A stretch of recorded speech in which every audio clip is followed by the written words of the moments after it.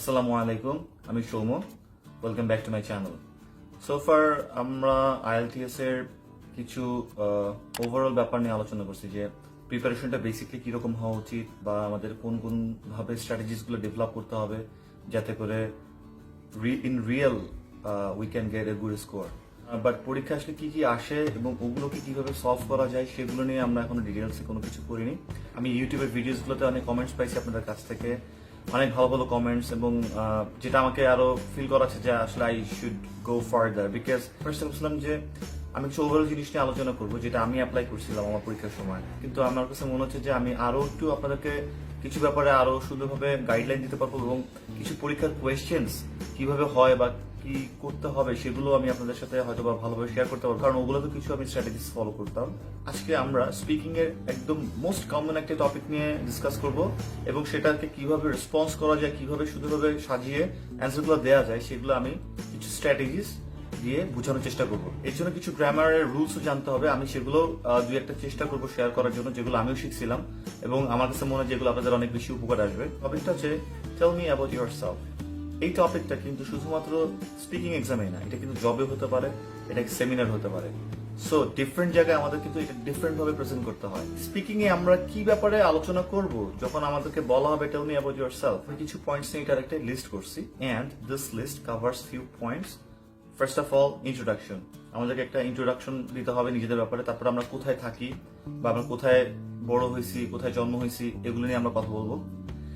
এরপরে অ্যাট প্রেজেন্টে আমরা বেসিক্যালি কি করতেছি সেটা নিয়ে কিছু কথা বলবো। লাইক যদি আমরা জব করি তাহলে সেই জব নিয়ে কি কথা বলবো, বা মাস্টার্স যদি করি বা আমরা যদি পড়াশোনা করি, ব্যাচেলার্স করি, তাহলে ওগুলো নিয়ে কি কথাবার্তা বলবো, সেই সেন্টেন্স গুলো কিভাবে সাজাতে পারি এটার একটা ধারণা আমি দিব। এরপর আমাদের ফ্যামিলি মেম্বার নিয়ে আমরা কিছু কথা বলবো, যে আমাদের কয় ভাই বোন আছে, তো জাস্ট কিছু শেয়ার করলাম ফ্যামিলির ব্যাপারে। জাস্ট যদি টেল মি অ্যাবাউট ইয়োরসেলফ বলতে গেলে ফ্যামিলিটাও আসে। আর ফাইনালি আমরা র্যাপ আপ করবো আমাদের হবিস কি, আমরা কি পছন্দ করি না পছন্দ করি সেগুলো বলে। টেল মি অ্যাবাউট ইয়োরসেলফ এ 6-7 পয়েন্টস আসতে পারে, অথবা এই পয়েন্টস গুলো আলাদা আলাদা করে যে কোনো একটা র্যান্ডমলি কিন্তু আমাদেরকে জিজ্ঞাসা করতে পারে যে talk about your family or tell me something about your hobbies বলতে পারে। আজকে যারা চ্যানেলের নতুন মেহমান ভিডিওটা দেখতেছেন তারা সাবস্ক্রাইব করতে পারেন টু গেট নিউ অ্যালার্টস। আর যারা অলরেডি সাবস্ক্রাইব করে ফেলছেন তাদেরকে অসংখ্য ধন্যবাদ, এবং তাদের জন্য তো আমি অ্যাকাউন্টেবল।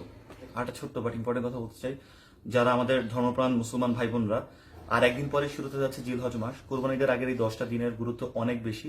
আমরা বেশি বেশি করে 5 ওয়াক্ত নামাজ অন টাইম, আস্তাগফিরুল্লাহ বেশি বেশি করে পড়া, তাহাজ্জুদের নামাজ পড়া, এবং খাস দিলে ভিতর থেকে সবাইকে মাফ করে দেওয়ার চেষ্টা করব। So let's start with introduction.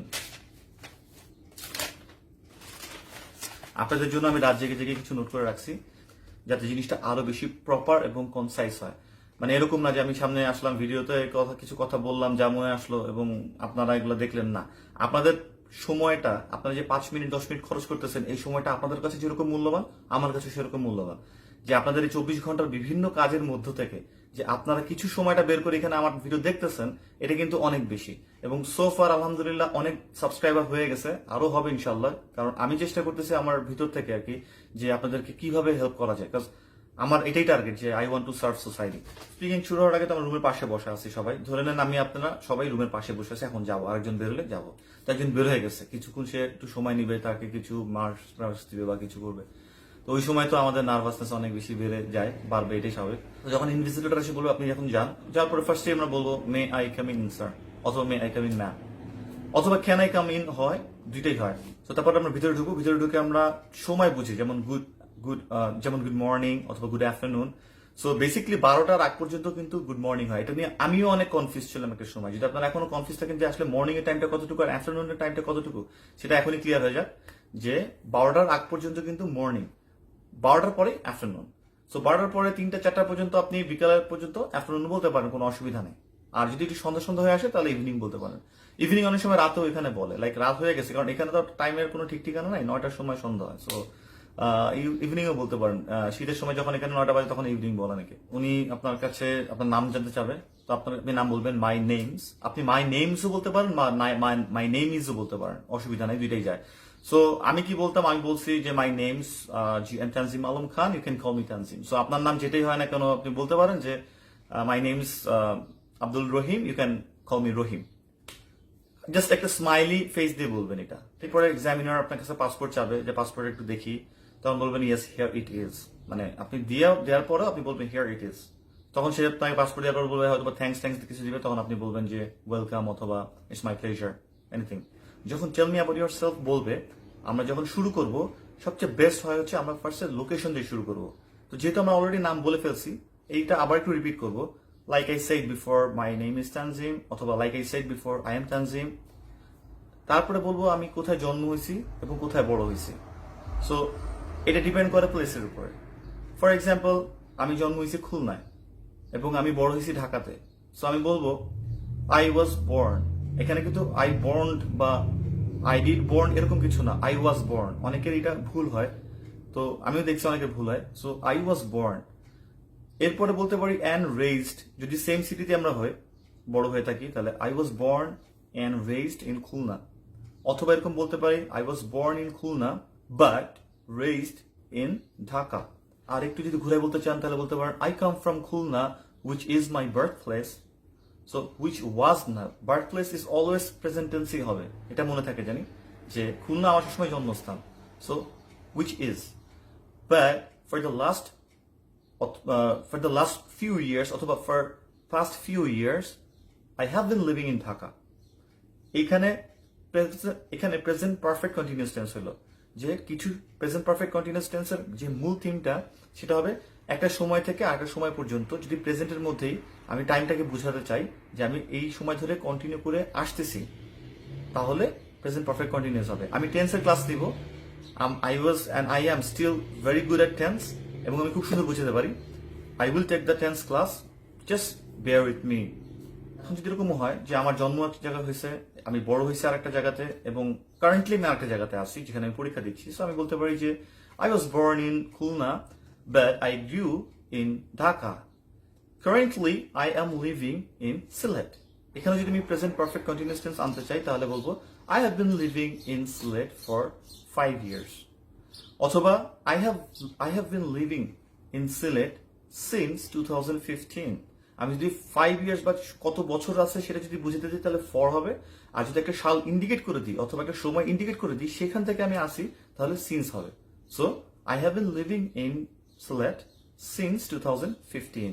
Now friends, আপনার একটা বানান, জাস্ট এখনই একটা সেন্টেন্স বানায় ফেলেন যে কি হবে, আপনার লোকেশন ভাবে আপনি কি বলবেন, 3-4টা লাইন বানায় ফেলেন। থার্ড যে আমরা পয়েন্টে নিয়ে আসবো সেটা ইদার একাডেমিক ফিল্ড অথবা প্রফেশনাল ফিল্ড। আজকের ভিডিওতে আমি কভার করব প্রফেশনাল ফিল্ডে। যদি আমরা প্রফেশনাল ফিল্ডে থাকি তাহলে আমরা কি করতেছি এবং কি কি ওয়ার্ড বলা যায় বা কি কি সেন্টেন্স বলা যায় এবং কি কি ভুল আমরা করে থাকি সেটাও আমি কিন্তু বলবো। So we might strike up saying that at present I work. এখন আপনারা বলেন তো, একটা কোম্পানি, ফর এক্সাম্পল একটা company Grameenphone. So at present I work in Grameenphone হবে, না at present I work at Grameenphone হবে, নাকি at present I work for Grameenphone হবে? আমি জানি this is prepositional things, but still very important, কারণ আপনার এই ছোটখাটো ভুল দেখেই একজন এক্সামিনার আপনাকে পুরোপুরি জাজ করে ফেলবে। যাক, ধরে নিলাম আপনারা পারছেন। So at present I work for Grameenphone হবে, অথবা at present I work at Grameenphone হবে। ইন কিন্তু হবে না। কিন্তু যখনই আমরা একটা ডিপার্টমেন্ট অথবা কোন একটা এরিয়াতে কাজ করতেছি যখন বুঝাবো, তখন ইন আসবে। For example, I work in sales department. মানে যখন আমি একটা ফিল্ড বুঝাচ্ছি যে কোন ফিল্ডে আমি জব করতেছি, সেই ফিল্ডে যখন বুঝাবো তখন আমি ইন বলবো। সো এইভাবে ওকে বলা যায় টোটালটা একসাথে করে যে আই ওয়ার্ক ফর গ্রামীণফোন, অথবা I work at present I work at Grameenphone in sales department. আমাদের পজিশনগুলো বোঝানোর জন্য বলতে পারি যে I work as a sales manager, অথবা I work as a deputy manager, or I work as an accountant। So এবার আমরা পজিশনটাকে বুঝাইছি। প্রথমে বললাম আমি কোন কোম্পানিতে কাজ করতেছি, তারপরে আমি বললাম কোন ডিপার্টমেন্ট, তারপরে আমি বললাম আমার পজিশনটা কি। এরপরে যে পয়েন্টটা আমরা এখানে আনতে পারি সেটা হচ্ছে যে এখানে বেসিক্যালি আমরা করি কি, ঠিক না? মানে আমি আসলে আমার ব্যাপারে কিন্তু সবকিছু বলতেছি। প্রথমে বলছি আমি কোথায় থাকি, আমার নামটা বললাম, তারপরে বললাম আমি কোথায় থাকি, এরপর আমি এখন কি করি সেটা বলতেছি। তো কি করি, তো প্রথমে আমাকে কোম্পানির একটা নাম বলতে হবে, তারপরে ডিপার্টমেন্ট, তারপরে আমার নিজের পজিশন, এবার আমার রেসপন্সিবিলিটি বা কি কি কাজ করতে হয় সেগুলো বলতে হবে। সো এভাবে করে বলতে পারি যে my job description includes. Job description and job specification দুইটা জিনিস আছে, আপনারা গুগল করলেই পারবেন। তো জব ডেসক্রিপশনে বেসিক্যালি জবে কি কি করতে হয় সেটার একটা ডেসক্রিপশন থাকে। সো আপনারা এভাবে বলতে পারেন যে my job description includes a bunch of responsibilities, অথবা my job description includes a number of responsibilities. অথবা my job description allows me to do a number of activities. আমরা খুব সুন্দর করে বলে বলতে পারি কিন্তু একই সেন্টেন্স। তো এই যে আমি বললাম, যখন আমি আসলে হয়েছে কি জানেন, এটা যদি আপনার একটু জানা থাকে, এটা আপনি কিন্তু মুখস্থ করতেছেন না, কিন্তু যখন জানা থাকে তখন আপনার ওই নার্ভাসনেসটা যখন কাজ করতে থাকে পরীক্ষার সময়, আপনি না ওইটাকে ফাইট করে, ওইটাকে মানে ট্যাকল দিয়ে এটা বলতে পারবেন। কিন্তু যখন আপনার এগুলো জানাই থাকে না, তখন নার্ভাসনেসটা আপনার ব্রেইন স্টর্মিংকে ফার্স্টে এফেক্ট করে, তারপরে আপনি এটাকে ট্রান্সলেট করেন, এরপরে যখন বলতে যান স্ট্যামার, মামলিং, মানে সবকিছু মিলে হাত পা কাঁপাকাঁপি, মানে আপনি ওই জায়গায় নাই। মানে আমার ক্ষেত্রে এই জিনিসগুলো হয়েছে, এটা এমন না যে মানে we are like Superman something. So আমরা সবাই মানুষ, আমাদের প্রত্যেকেরই হয়। আজকে যে লোকটা একটা কোম্পানির সিইও, মানে যে লোকটা একটা সেমিনার দিচ্ছে, খুব দেখতেছেন যে তাকে খুব কনফিডেন্ট, বা টেড টক্সে যারা কথা বলতেছে, বা বড় বড় যারা লেকচার দিচ্ছে, মোটিভেশনাল স্পিকার, সবাইরই হয়, প্রত্যেকেরই হয়, হয়ে আসছে এবং এখনো হয়। আমি আগে একটা ভিডিওতে বলছি যে you have to learn how to manage your stress and nervousness. Nervousness সবার ভিতরেই থাকবে, স্ট্রেস সবার ভিতরে থাকবে, বাট কেমনে আমরা ম্যানেজ করি? আমরা যদি প্রতিবার আই না বলে সেকেন্ড সেন্সটা একটু ঘুরায় অন্য কোনো কিছুকে সাবজেক্ট করে সেন্টেন্সটা শুরু করি। ফর এক্সাম্পল, এবার আমি বলবো না আই অলসো ডু দিস, অথবা I also train twice a week, এরকম কিছু না বলে এরকম যদি বলি, so my job responsibilities also allow me to conduct training twice a week.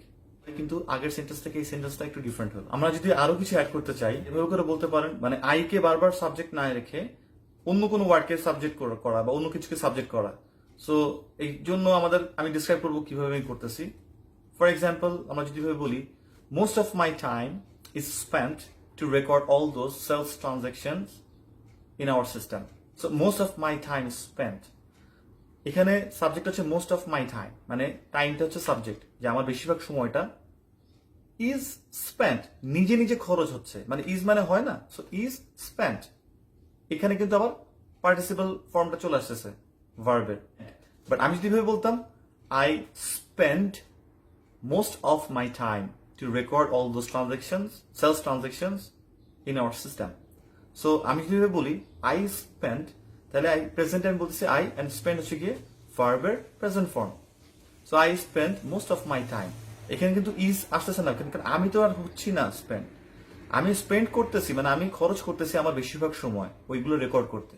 So I spend most of my time, আমার বেশিরভাগ সময়, টু একটা কিছু করতে, তো কি করতে, টু রেকর্ড দোজ ট্রানজাকশনস, কোথায়, ইন আওয়ার সিস্টেম। তো যখনই আমি এটাকে ভয়েস চেঞ্জ বলে আর কি, তো প্যাসিভ করতেছি, তখনই most of my time spend হবে না, তাহলে তো most of my time spend me, মানে আমার অনেক সময় আমাকে খরচ করে, তা না, আমার বেশিরভাগ সময়টা খরচ হচ্ছে। So most of my time তখন ইজ হয়ে যাচ্ছে, ইজ স্পেন্ড। সো আপনারা যদি ভয়েস চেঞ্জটা দেখে নেন, কিছু রুলস এন্ড রেগুলেশন, এগুলো আপনারা কিন্তু পারবেন। প্রতিটা সেন্টেন্সই একভাবে না শুরু করে যদি ভয়েস চেঞ্জ একটু জানি, জাস্ট অবজেক্টটাই সাবজেক্ট হয়ে যায় কিভাবে, তাহলে একদম ইজি, খুবই ইজি, জাস্ট কিছু রুলস পড়লেই হবে। তাহলে কিন্তু আপনারা বিভিন্নভাবে এরকম সেন্টেন্স নিজেরাই আনতে পারবেন। এবং পরে র্যাপ আপ করতে পারেন হবে যে I never feel uncomfortable working with my peer, অথবা working with my fellow, অথবা working with my coworker. So শুধুমাত্র tell me about yourself না, আলাদা করে যদি এই কোয়েশ্চেন গুলো করা হয়, তাহলে আমরা কিন্তু এগুলো বলতে পারবো। এখানে এরকম ভাবার কিছু না যে আমাকে একদম এক্স্যাক্টলি বলতে হবে যে আমরা দুই ভাই এক বোন, আমরা এটাই বলবো, অথবা আমি জব এটা করছি এটাই বলতে হবে, এরকম কিছু না কিন্তু। কারণ এটা হবেও বা কেন, আপনি আরেকজনকে আপনার পার্সোনাল ইনফরমেশন নাই দিতে যেতে পারেন। এটা হচ্ছে they are just testing your language skill, আপনি কথাগুলো ঠিক মতো বলতে পারতেছেন কিনা, কমিউনিকেট করতে পারতেছেন কিনা, that's the thing they are assessing, nothing more than that. ভিডিওটা দেখে যদি ভালো লাগে তাহলে অবশ্যই লাইক এন্ড কমেন্টস করবেন, কারণ লাইকস এবং কমেন্টস এর মধ্যে আমি বুঝতে পারি যে আমি যে ধরনের জিনিসগুলো নিয়ে আলোচনা করতেছি বা যেগুলো আপনাদেরকে বলতেছি সেগুলো কতটুকু এফেক্টিভ হচ্ছে। Clients feedback is the most important thing for a service. So যেহেতু আমি একটা সার্ভিস ওরিয়েন্টেড কাজ করতেছি, অবশ্যই আপনাদের ফিডব্যাকটা খুবই দরকার। Feel free to share your feedback. Life is a learning process, everyone has to learn. এক একজনের ডিফারেন্ট কিছু কি থাকে, দৃষ্টিভঙ্গি থাকে, that's different, we have to be respectful. So next ভিডিওতে দেখা হচ্ছে। তার আগে আমি আবারও বলতে চাই, subscribe the channel and also click on the bell icon so that you can get the updates. Till then, take care, bye.